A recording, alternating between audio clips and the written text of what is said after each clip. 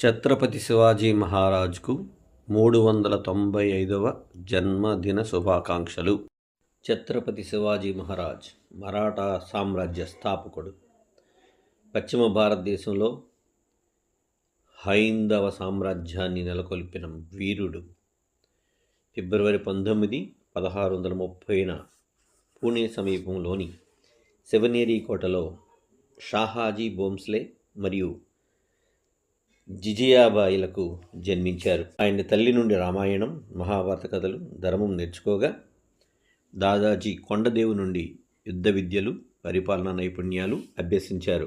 శివాజీ మహారాజ్ తండ్రి షాహాజీ భోంస్లే బీజాపూర్ సుల్తానేట్లో పనిచేసిన ప్రముఖ మరాఠా జనరల్.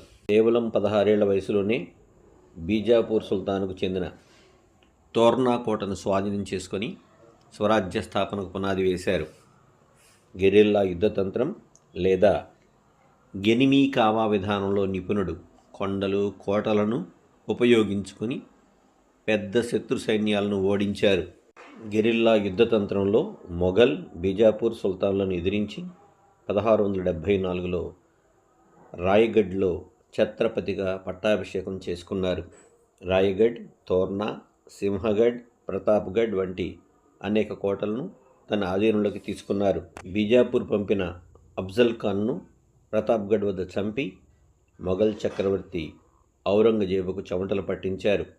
హిందూ రాజు అయినప్పటికీ తన సైన్యంలో మరియు పాలనలో ముస్లింలకు కూడా ఉన్నత స్థానాలు కల్పించారు. స్త్రీలపై దాడులను తీవ్రంగా ఖండించారు.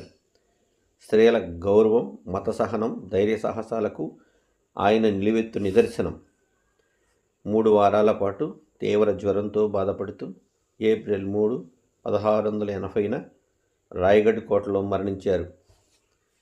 శివాజీ మహారాజ్ మరాఠా ప్రజల్లో స్వేచ్ఛా స్ఫూర్తిని రగిలించి శక్తివంతమైన నౌకాదళాన్ని ఏర్పాటు చేశారు. తద్వారా భారత నౌకాదళ పితామహుడిగా పేరుగాంచారు. కేవలం 5 సంవత్సరాల 10 నెలల కాలంలో సనాతన ధర్మాన్ని విశేషంగా వ్యాపింపజేసిన మహానుభావుడు ఛత్రపతి శివాజీ మహారాజ్. ఛత్రపతి శివాజీ మహారాజ్కి జై.